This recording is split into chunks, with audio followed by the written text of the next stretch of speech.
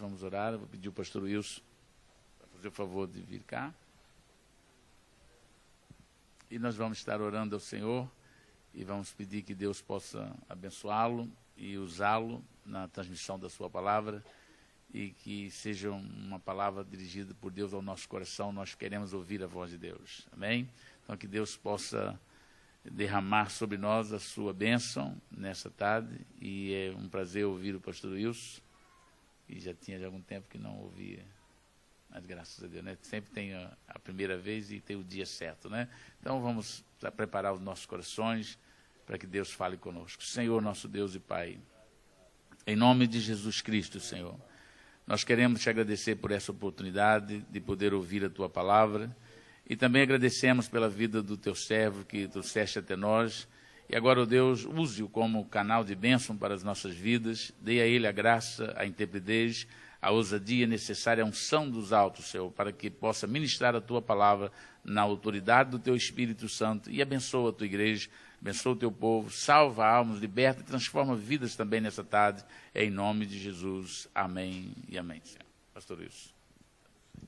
Glória a Deus. A paz do Senhor, amados irmãos. Podem tomar os vossos lugares. Eu louvo a Deus pela oportunidade que está a me conceder nesta tarde de poder estar com os irmãos nesta bela cidade de Portimão, recordando com saudades os 6 anos que nós estivemos nesta área de trabalho, especialmente em Albufeira e Armação de Pera. Depois disso, como vocês sabem, me despedi de vós em 2008, no finalzinho de 2008, e fomos até o Brasil, depois de 20 anos em Portugal, e ali passamos 4 anos, e foi muito bom ter estado aqueles 4 anos ali por muitas razões. Uma delas foi para descobrir que, na verdade, o meu lugar é mesmo em Portugal, não é? E então retornamos em 2013, fomos trabalhar ali na área de Lisboa, ficamos ali 4 anos, depois dali fomos para o Minho, para a cidade de Felgueiras, e estivemos ali 1 ano, e nesse momento nós estamos na cidade de Braga, estamos aguardando no Senhor uma nova, que penso eu, daqui mais ou menos 1 semana, já teremos uma resposta, possivelmente de um outro lugar, onde o Senhor vai nos enviar. Mas louvo a Deus pelo pastor Jones também nos receber aqui, de braços abertos nesta tarde, e poder rever aqui alguns irmãos daquele tempo, né? Ainda me lembro de vários irmãos, está ali o irmão Zé Luiz.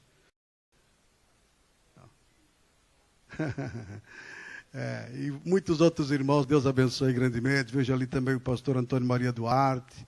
Estou surpreso em vê-lo aqui, a esposa. Deus abençoe rica e abundantemente. Muito bem, amados, nós vamos abrir a palavra de Deus no livro de Eclesiastes, no capítulo 9 e versículo 8.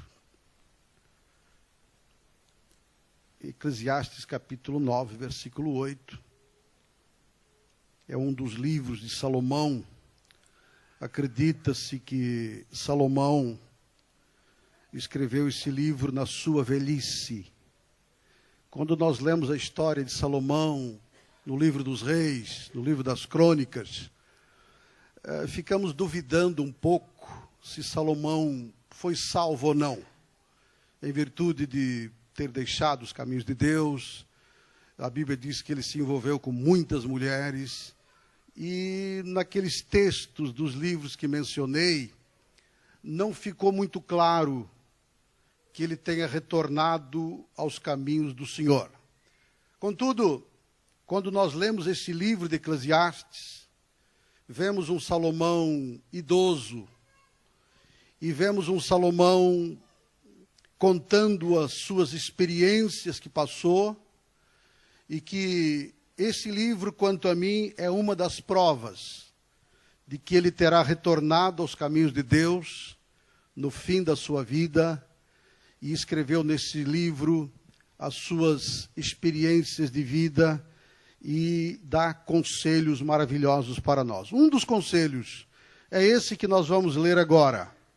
Capítulo 9, versículo 8, que diz assim: em todo tempo sejam alvas as tuas vestes, e nunca falte óleo sobre a tua cabeça. Salomão aborda nesse texto dois assuntos de extrema importância para a vida espiritual de cada crente. O primeiro é: em todo o tempo sejam alvas tuas vestes, e nunca, mas nunca mesmo, falte o óleo sobre a tua cabeça. Em todo o tempo, fala-nos de que nós não podemos descuidar da nossa vida espiritual. O descuido tem trazido consequências trágicas na vida de muitos que um dia aceitaram Jesus como Salvador. Eles perderam o cuidado, perderam o zelo, foram perdendo o temor de Deus, e de repente as suas vestes ficaram manchadas.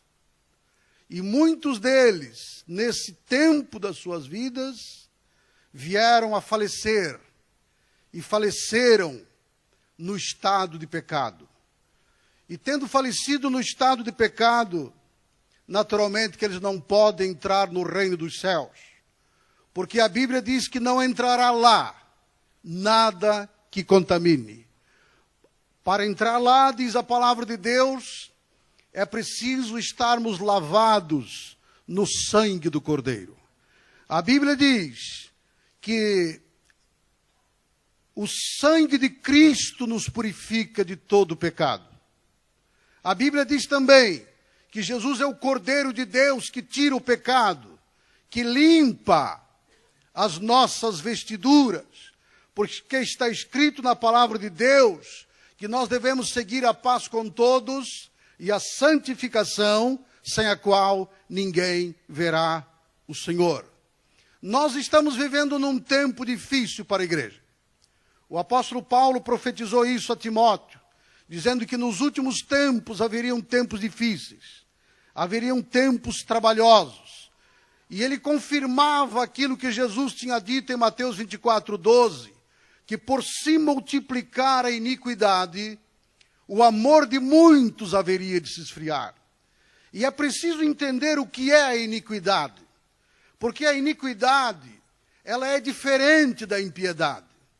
Jesus não disse, e por se multiplicar a impiedade. Ele não disse isso. Porque a multiplicação da impiedade é uma coisa normal. Porque a impiedade é o pecado dos ímpios. Mas o que Jesus disse deve nos tocar profundamente, porque ele disse, por se multiplicar a iniquidade. E o que é a iniquidade? A iniquidade é pecado de crentes. A diferença está aí entre a iniquidade e a impiedade. Então Jesus diz, por se multiplicar a iniquidade. E então, meus irmãos, foi por isso que Salomão, já cerca de 900 anos antes de Cristo, usado pelo Espírito de Deus, ele nos dá esse conselho sábio, dizendo, olha, em todo tempo sejam alvas as tuas vestes. Naturalmente que aqui falava das vestiduras espirituais, da vestidura da nossa alma e do nosso espírito. E não deve haver em nós nenhuma mancha, porque, meus irmãos, Deus nos quer ver limpinhos. Amém? Quantos podem dar glória a Deus por isso? Aliás, o apóstolo Paulo, falando aos coríntios, disse, olha, eu vos tenho preparado para vos apresentar a Cristo como uma noiva virgem, sem mancha, nem ruga, ou coisa alguma deste mundo. E por isso, irmãos, isso que nós estamos vendo nesse texto, é um conselho do Espírito Santo para nós. Em todo tempo sejam alvas tuas vestes. E essa palavra em todo tempo, nós encontramos coisas na Bíblia que deve ser feita em todo tempo. Há coisas que há tempo para certas coisas, como diz Eclesiastes 3. Mas há coisas na Bíblia que realmente deve ser feita em todo tempo. Primeira coisa, orar. O apóstolo Paulo diz assim, orai sem cessar. Ou seja, em todo o tempo. Nós não podemos descuidar do nosso relacionamento com Deus. Estamos a conduzir Vá orando, só não olhe de olhos fechados, claro. Mas vai orando ao Senhor, vai clamando, vai buscando. A dona de casa está lá no lava-louça lavando os pratos e tal. Vai orando, orando, orando, orando. Orando em todo o tempo. Outra coisa que a Bíblia fala que nós devemos fazer em todo o tempo, sabe o que é? Louvar a Deus. O Salmo 34, versículo 1 diz assim: louvarei ao Senhor em todo o tempo, e o seu louvor estará continuamente na minha boca. Será que nós temos feito isso, amados irmãos? Louvar a Deus em todo o tempo da nossa vida. Uma outra coisa que a Bíblia manda fazer a tempo e fora de tempo: pregar a palavra, dar testemunho de Cristo a todas as pessoas. Paulo diz: pregue a tempo e fora de tempo. Se nós fizermos isso, irmãos, a igreja vai crescer muito, porque a Bíblia diz que a fé vem pelo ouvir e o ouvir a palavra de Deus. E o grande problema da geração dos crentes que vivemos hoje é que poucos dão testemunho da fé. E Paulo, numa outra altura, disse: olha, como pregarão se não forem enviados?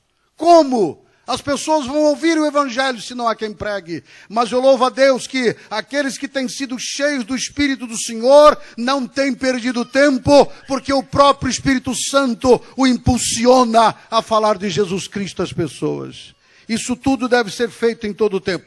E é outra coisa que o homem de Deus diz nesse texto: em todo o tempo sejam alvas tuas vestes. Porque, meus irmãos, há algo que pode acontecer conosco de forma súbita. Nós estamos vivos agora aqui. Sabemos se daqui a 1 minuto, ou 2, ou 3, ou 10 estaremos? Então, quando ele fala de estarmos em todo o tempo com as nossas roupas alvas, significa que nós devemos estar preparados. O Senhor nos vier buscar através da morte, nós podemos dizer: eis-me aqui, Senhor, estou pronto. Será que todos nesta tarde que estão dentro desse recinto podem dizer para Deus: estou pronto? Ou irão dizer para Deus: Senhor, agora não, porque eu não estou em condições agora.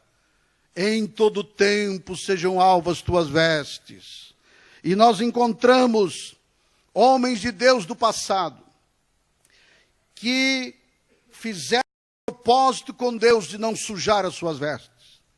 Nós encontramos na história de Daniel que quando ele foi para a Babilônia, ele chega na Babilônia e leva um susto, porque viu que tudo naquela terra era consagrado aos ídolos.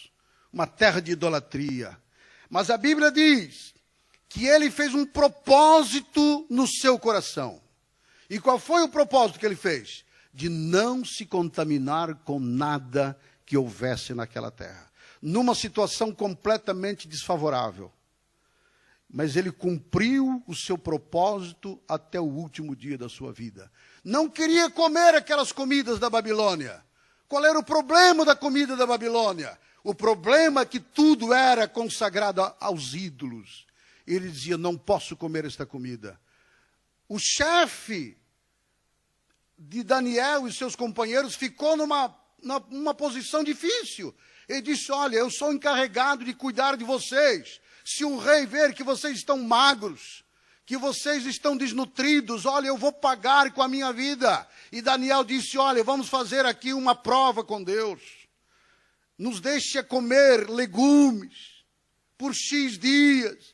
E depois você vai ver se realmente nós vamos ficar desnutridos, magrinhos, etc. Ou como é que vai ser. E aquele homem consentiu. A Bíblia diz: 10 dias depois, eles estavam mais gordinhos do que os demais. Sabe por quê? Porque é a bênção do Senhor que nos enriquece e não acrescenta dores. Porque, meus irmãos, nós precisamos estar debaixo da bênção do Senhor. E quando nós estamos no propósito de não contaminar as nossas vestes, você não vai ter prejuízo com isso. Pelo contrário, Deus vai te abençoar, Deus vai te exaltar, Deus vai te guardar, Deus vai te proteger, Deus vai te exaltar, como aconteceu no caso de Daniel. Em muito pouco tempo, Daniel era o terceiro dominador na terra da Babilônia. Sabe por quê, irmãos? Porque Deus honra aqueles que querem viver na pureza, na santidade, Normalmente esse tipo de pregação está fugindo hoje dos nossos púlpitos. Mas ela é importante para a vida da igreja. É importante para a minha vida espiritual. Porque sem isso não posso ir ao céu. E eu quero ir ao céu. Quantos aqui querem ir ao céu? Eu quero ir para o céu, irmão. Eu agora no dia 3 de abril deste mês completei 41 anos que estou nos caminhos do Senhor. Me converti com meus 17 anos. Nunca deixei os caminhos de Deus para nada. Deus sempre me guardou. E depois de um tempo desse, eu sei que há crentes aqui há muito mais tempo do que eu. Mas o importante não é o tempo que nós estamos na igreja. O importante é você ser fiel até a morte. O amor de muitos esfriará, disse Jesus, mas aquele que perseverar até a morte, esse será salvo. Ser fiel até a morte e dar-te-ei a coroa da vida. E nós queremos ter a coroa da vida. A Bíblia diz, o que adianta o homem ganhar o mundo inteiro e perder a sua alma? Quantos têm sido iludidos com este mundo, mas o Senhor quer nos ajudar. Eu quero ler aqui um versículo em Apocalipse capítulo 3, pois a Bíblia diz que na Ásia Menor, naquela região da Turquia, haviam 7 igrejas locais. E o Senhor Jesus começou a andar por meio daquelas igrejas. E ele esteve numa igreja, capítulo 3, verso 1, chamada Sardes. E disse assim, ao anjo da igreja que está em Sardes, escreve, isso diz o que tem os 7 Espíritos de Deus e as 7 estrelas. Conheço as tuas obras, que tem nome que vive e estás morto. Sê vigilante e confirma os restantes que estavam para morrer, porque não achei as tuas obras perfeitas diante de mim. Lá está, irmãos, se o Senhor hoje vier e fazer uma sondagem em cada um de nós, o que é que Ele vai achar em cada um de nós? Aqui nesse texto, o Senhor sondando, Ele disse, olha, eu não achei as tuas obras perfeitas diante de mim. E, portanto, Ele disse, lembra-te, pois, do que tens recebido e ouvido, e guarda-o, e arrepende-te. E se não vigiares, virei sobre ti como ladrão da noite, e não saberás a que hora sobre ti virei. Lá está, não sabemos a hora. E é por isso que já o Espírito de Deus, lá no passado, muito antes de Cristo, já dizia, olha, em todo tempo, sejam alvas as tuas vestes. E a segunda parte do texto diz, e nunca falte o óleo sobre a tua cabeça. Irmãos, 2 coisas de suma importância para todos nós. E quando o texto diz, nunca falte o óleo ou o azeite sobre a tua cabeça, nós sabemos que o azeite é um dos símbolos mais notáveis do Espírito Santo na Bíblia. E a unção com o Espírito Santo é o que mais se salienta nesse texto. Nunca falte o óleo sobre a tua cabeça. Porque Deus, nesse tempo que nós vivemos, Ele quer vidas ungidas. Ele quer usar vidas. Mas Deus usa quem está ungido. Irmãos, porque a unção, ela tem, na verdade, um propósito. Não. A unção de Deus, ela tem vários propósitos na vida de um cristão. E um desses propósitos é nos fazer mais do que vencedores. E nós encontramos na história de Davi, que lá no Salmo 89, versículo 20, Deus disse o seguinte, achei a Davi, com o meu santo óleo ungi. E todos nós conhecemos como Davi foi ungido. Deus rejeitou Saul, e Deus diz assim para Samuel, Samuel, enche um vaso de azeite e vai lá em Belém, na casa de Jessé, porque dali tenho-me provido de um rei. E o profeta Samuel se dirige à casa de Jessé e faz passar os filhos de Jessé todos. E vem lá um matulão, um grandalhão, não é? E o profeta, às vezes os profetas também se enganam, viu, irmão? Às vezes nós nos enganamos. Às vezes, por mais experientes que sejamos nas coisas de Deus, podemos nos enganar. E é por isso que temos que estar debaixo da unção de Deus para nós nos enganarmos. Porque quando nós estamos debaixo da unção, o Espírito Santo nos mostra o que é verdade e o que não é. O Espírito Santo nos mostra o caminho a andar. E ele, quando viu aquele matulão, ele diz assim, é este. Com toda certeza está aqui diante de mim o futuro rei de Israel. E já ia pegando no vaso para derramar sobre aquele homem. Mas Deus disse, olha, não faças isso, não é este. Não atentes para a sua aparência, porque aparências enganam. E até mesmo no meio do povo de Deus, e ao longo desses 41 anos eu tenho visto, olha, aquele irmão parece um santo irmão. Aquela irmã parece uma santa irmã. E o Senhor diz assim, olha, não atentes para a sua aparência, porque você está vendo o que está do lado de fora, mas Deus está vendo o que está do lado de dentro. Deus conhece o interior das pessoas. E então passou aquele, depois passou outro, se enganou de novo. Bom, se não foi o primeiro, é o segundo. Não era o terceiro, não era o sétimo.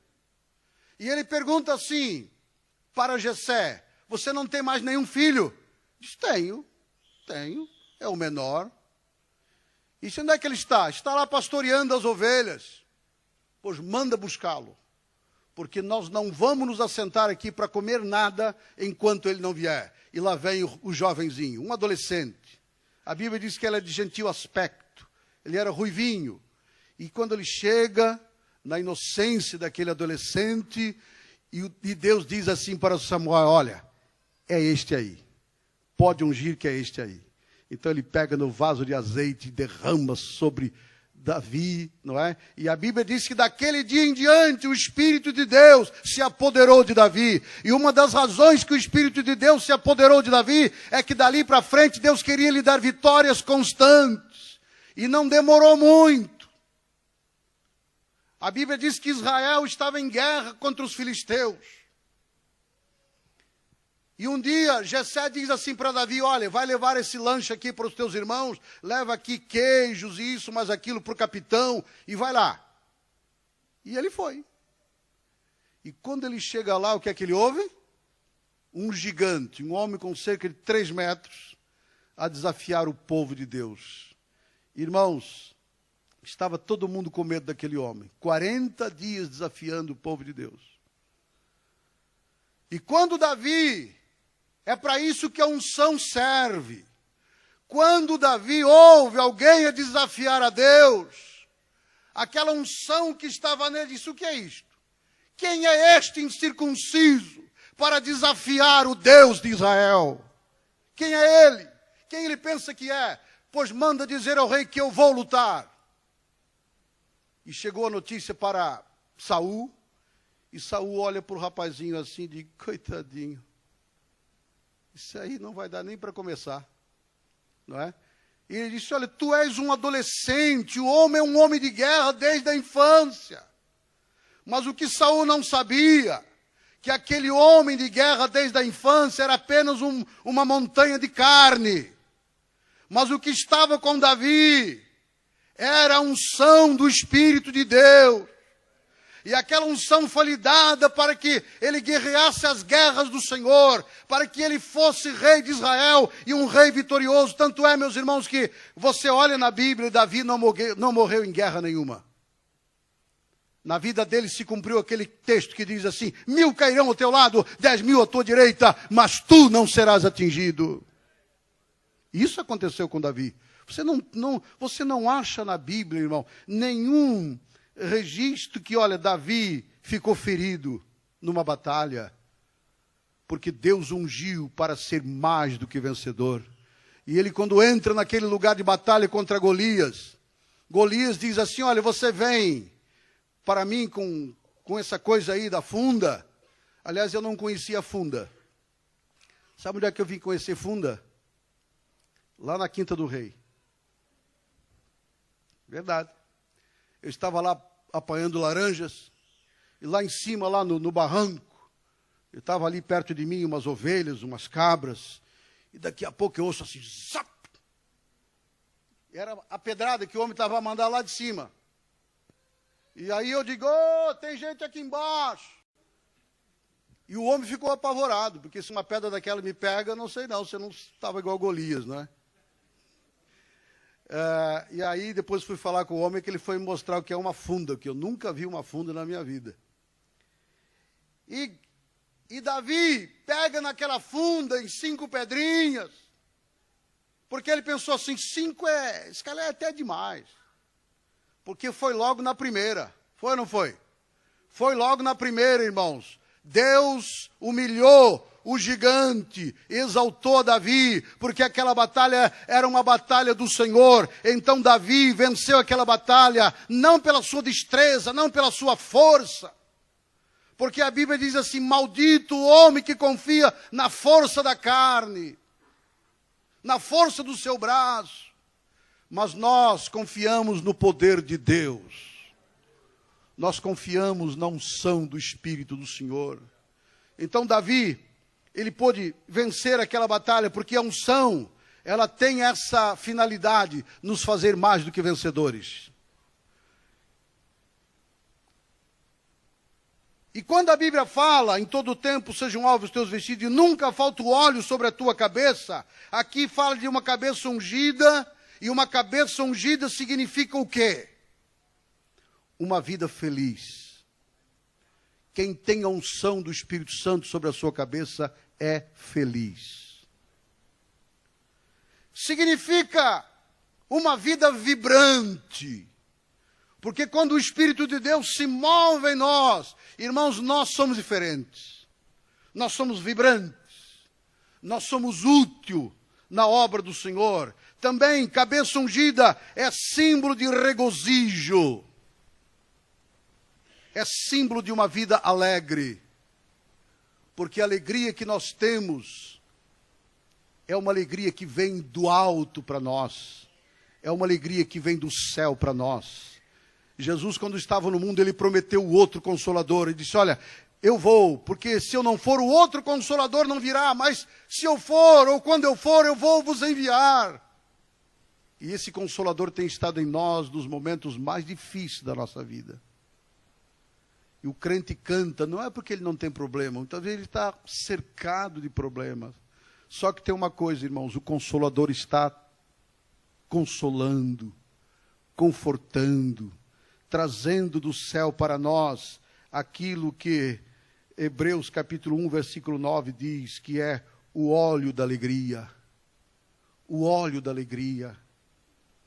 Hoje nós temos uma das doenças que está matando muita gente, chamada depressão.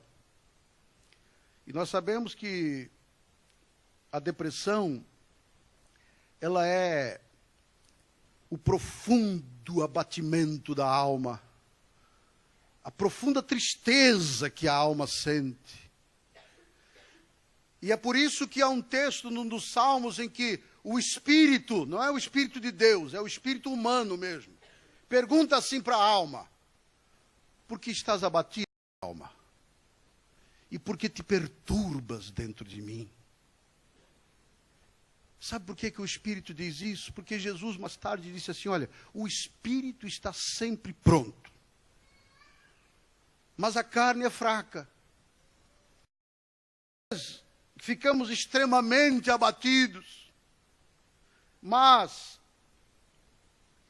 se a depressão, e agora eu não estou analisando a depressão como médico nesse sentido, não é? Mas se eu digo que se a depressão é o profundo abatimento da alma, é a profunda tristeza da alma, eu quero dizer uma coisa: a unção do Espírito de Deus resolve esse problema.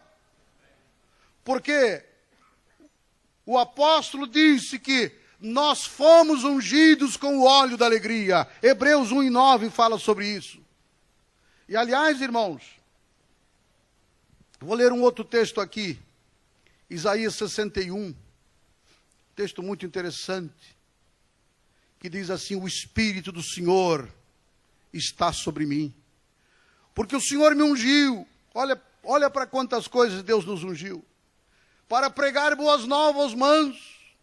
Enviou-me a restaurar os contritos de coração, a proclamar liberdade aos cativos, a abertura de prisão aos presos, a pregoar o ano aceitável do Senhor e o dia da vingança do nosso Deus, e a consolar os tristes, a ordenar acerca dos tristes de Sião, que se lhes dê glória em vez de cinza, que se lhes dê óleo de alegria em vez de tristeza, que se lhes dê vestes de louvor em vez de espírito angustiado, a fim de que se chamem árvore de justiça, plantação do Senhor, para que Ele seja glorificado. Então note bem o que está escrito aqui: o Espírito do Senhor está sobre mim, o Espírito do Senhor me ungiu. E o que está faltando em muitos de nós é uma renovação espiritual. É sermos ungidos outra vez. E Deus quer nos ungir outra vez. Muitos de nós fomos ungidos no passado. Fomos batizados com o Espírito Santo. Recebemos o óleo da alegria. Mas os irmãos sabem que tudo isso precisa de constantes renovações. E muitos foram ungidos a primeira vez e não procuraram se renovar. E agora estão vazios de novo. Mas Deus quer renovar a igreja. Deus quer renovar os crentes. Para que possamos ter novamente, irmãos, uma vida vibrante, como no passado. Em que nós não nos cansávamos das coisas de Deus. A nossa maior alegria eram as coisas de Deus. Nossa maior alegria está na igreja. E quando nós estamos ungidos com o Espírito de Deus, e alguém nos diz assim: irmãos, vamos à casa do Senhor, ele fica alegre. Porque Davi, aquele que foi ungido, ele fez um salmo dizendo: alegrei-me quando alguém me disse, vamos à casa do Senhor. Mas quando alguém perde a unção, como aconteceu com um primo meu, e chegou até a ser um ancião da igreja, ele se afastou um tempo. E um tio meu, tio João Valentim, encontrou-se com ele na rua e disse assim: irmão fulano, vamos voltar para a casa de Deus. Vocês acham que ele ficou contente, irmão? Ficou bravo. Ele disse assim: olha, tio João, eu sei muito bem onde é a igreja. Eu sei muito bem os horários de culto. E quando me apetecer, eu vou lá. E respondeu mal ao tio dele, que também é meu tio. Foi meu tio. Mas não foi isso que Davi disse. Davi disse: olha, eu me alegrei. Irmão, se alegre. Quando alguém, olha, irmão, vai ter uma vigília na igreja, vamos lá, fique feliz, fique alegre, dê glória a Deus. Porque isso faz parte da obra de Deus na nossa vida. Estar ungido fala da boa disposição e preparo para o uso do Senhor. Estar ungido, ou ter a cabeça ungida, significa uma mente aberta para compreender as coisas de Deus, para compreender a palavra, para compreender o que Deus quer da nossa vida, compreender a vontade, os projetos que Deus tem para a nossa vida. Ter uma mente ungida significa estar pronto para produzir algo para Deus, construir algo para Deus, escrever livros, compor hinos, ser usado para alguém ser curado. Irmão, se você tem um vizinho que está muito enfermo, muito doente, você pode orar por ele. A Bíblia não diz que tem que levar lá o pastor. A Bíblia diz assim, olha, estes sinais seguirão a quem? Aos que crerem. Em meu nome expulsarão os demônios. Falarão novas línguas. Pegarão nas serpentes. Se beber alguma coisa mortífera, não lhes fará mal algum. E colocarão as mãos sobre os enfermos e eles ficarão curados. Isso é para toda a igreja. Isso é para todas as testemunhas de Jesus Cristo. Ungir não. Ungir não. Membro da igreja, nenhum está autorizado a ungir com azeite. Porque isso já é outra coisa. Isso já pertence aos oficiais da igreja, aos presbíteros da igreja, os pastores da igreja. Não é os evangelistas da igreja. Mas orar por uma pessoa, impor as mãos sobre essas pessoas, você pode fazer isso. Quantos aqui como membros da igreja já têm feito isso? Já têm orado por alguém? Pouca gente. E é por isso que está acontecendo poucos milagres. Porque poucos irmãos estão orando por alguém lá na sua vizinhança. Irmãos, vocês acreditam que Deus pode usar cada um de vocês para que os enfermos sejam curados? Quem acredita? Eu acredito nisso. Deus pode te usar. Ah, pastor, mas eu pensei que isso era só coisa dos pastores, dos apóstolos, dos presbíteros. Não, orar, você pode orar. E Deus quer te usar. Ah, pastor, tem uma pessoa possessa na minha casa. Você crê que Deus pode te usar para expulsar aquele demônio? Deixa eu contar uma história aqui. Já que eu toquei nisso. Eu ainda era muito novo convertido. E sabe que o novo convertido faz algumas criancices. Mas eu queria, mas é que queria mesmo expulsar um demônio. Ah, eu queria, pastor. Novo convertido, né? E eu jejuava muito. Jejuava muito. Olha, posso confessar isso aqui? Eu jejuava mais naquele tempo do que jejuo hoje. Isso é uma verdade. Jejuava muito. E nunca aparecia demônio na minha frente. Nunca aconteceu. E eu dizia assim, Senhor, mas quando é que eu vou me estriar, Senhor?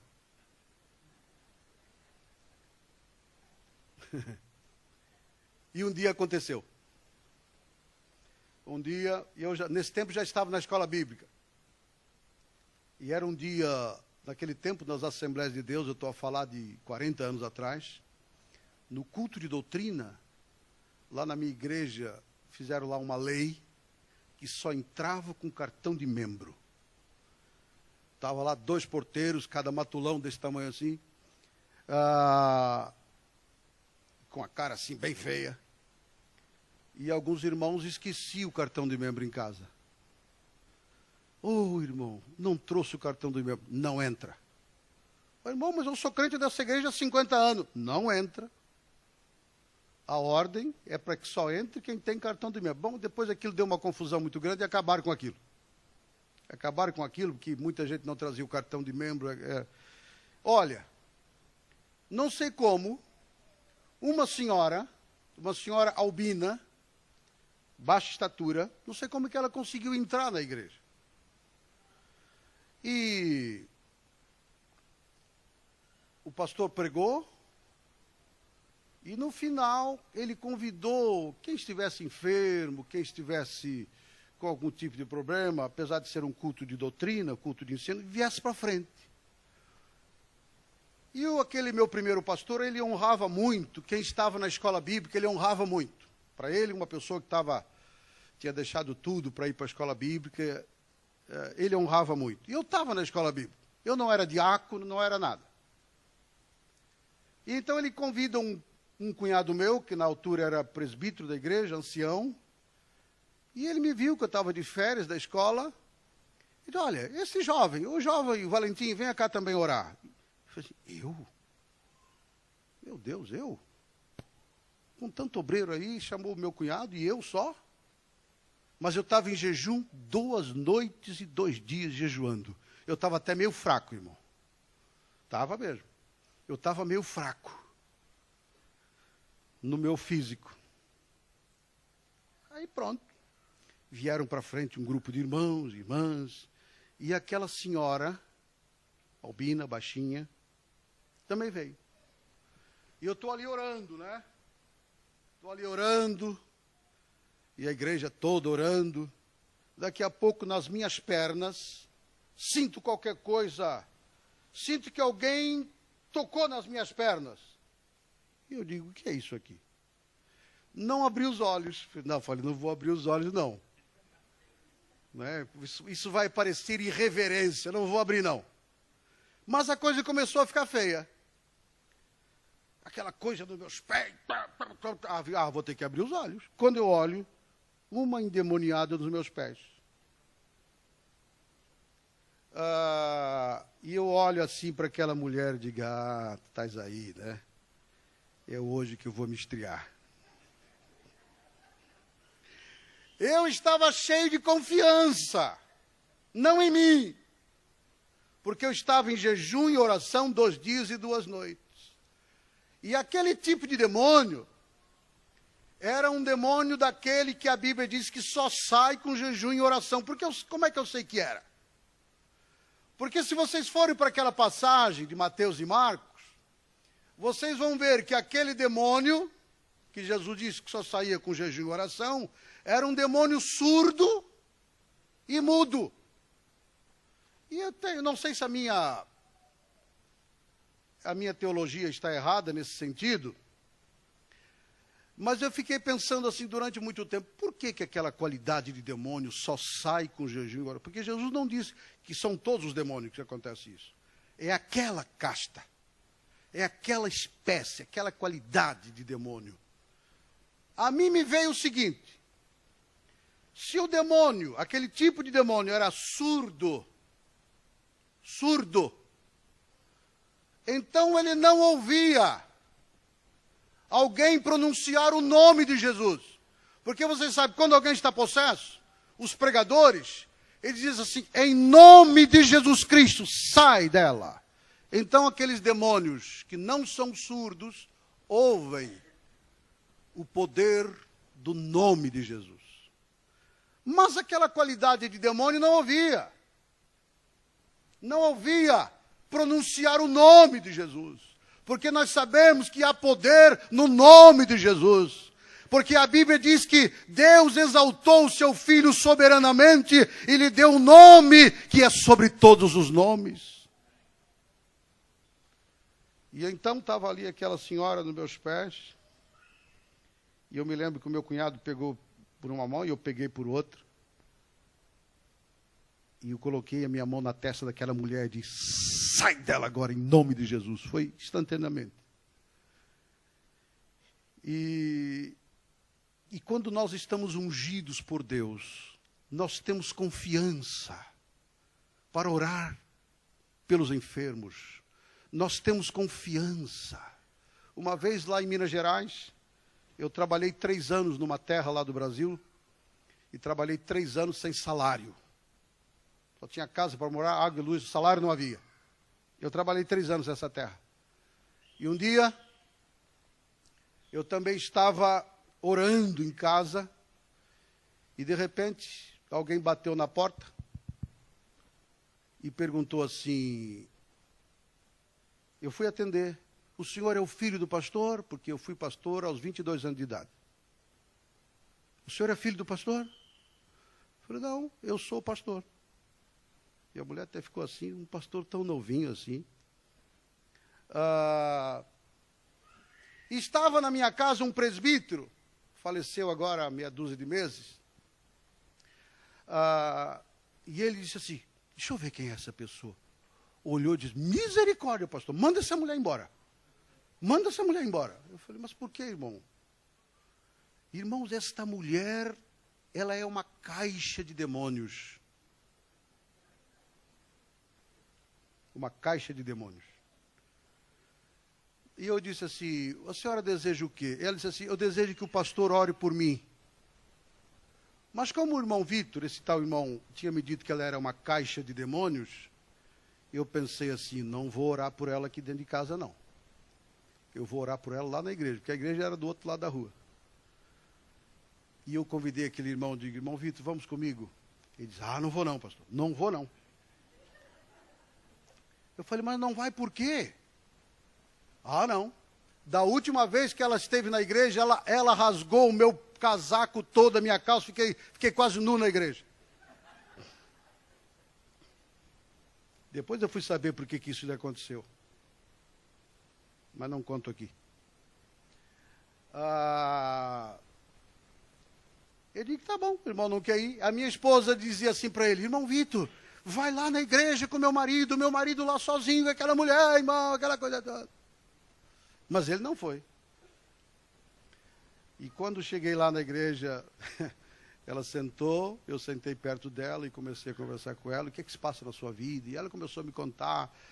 E eu disse, você quer aceitar Jesus? Ela disse, quero. Aí ela levantou a mão, aí eu comecei a orar por ela. Começou a coisa. Manifestou-se um demônio na mulher. Cada demônio, foram sete. Cada um tinha um jeito. Um era uma cobra. Eu me lembro que ela se enfiou por debaixo dos bancos e fazia assim, ó. Já viu uma cobra nadando? E ela por baixo dos bancos e eu atrás dela. Deus deu vitória. Eu digo, bom, a mulher está liberta, glória a Deus. Vou fazer mais uma oração para a senhora. Comecei a orar, manifesta outro. Era um porco, roncava igual um porco. Deus nos deu vitória. Digo, vou orar pela senhora. Pensei assim, já está liberta, né? Não, eram 7. Um atrás do outro. E eu me lembro que o sétimo,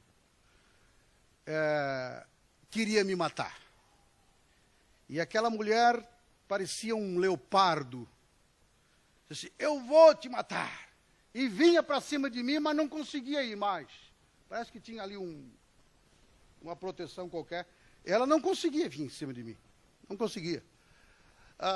Irmãos, e quanto mais ela ficava o inimigo furioso na vida daquela mulher, eu vi uma coisa também. Quanto mais é a fúria do diabo, mais é a graça que Deus dá ao obreiro. Eu experimentei isso em mim naquele dia. Eu experimentei essa autoridade do Espírito de Deus e não tive medo. E Deus libertou aquela mulher completamente daqueles 7 demônios, não é? E é por isso que Salomão, ele escreve dizendo, olha, em todo tempo sejam alvas tuas vestes e nunca falte o óleo sobre a tua cabeça. Porque se eu tivesse ali, numa condição como estava aquele ancião, também não tinha ido, não. Também não tinha ido orar pela senhora. Mas como sentia que o poder e a graça estavam comigo, digo, eu vou. Porque não vou na minha força, eu vou na força do Senhor. Aleluia. Então, meus irmãos, quando Deus nos unge, é para libertar os oprimidos, para curar os enfermos, para ter uma palavra de bênção para alguém. Quando vamos visitar alguém no hospital, por exemplo, nós levamos conosco uma palavra de Deus. Uma vez lá na área de Aveiro, vieram uma família da Venezuela, e a moça ficou doente, ficou internada, e uma irmã da igreja foi visitar. E 2 dias depois eu também fui, e diz a mãe da moça assim, pastor, o senhor deve ensinar os crentes da sua igreja a visitar os enfermos. Eu digo, por que a irmã diz isso? Porque alguém veio aqui visitar a minha filha, e ao invés de dar palavras da parte de Deus, palavra de bênção, palavra de consolo, de conforto, pôs a minha filha ainda mais para baixo. E eu quero dizer o seguinte, irmãos, quando nós estamos ungidos, quando a nossa cabeça está ungida com o óleo do Espírito Santo, e você vai falar com alguém, você leva uma palavra de Deus, seja para quem for. E você vai ali visitar, ou seja na casa, no hospital, seja onde for, você sai dali e aquelas vidas ficam abençoadas, felizes. Por quê? Porque alguém foi ali com a palavra de Deus. E foi com a palavra de Deus por quê? Porque tinha a sua cabeça ungida com o azeite do céu. O mundo conhece quem está ungido por Deus e quem não está.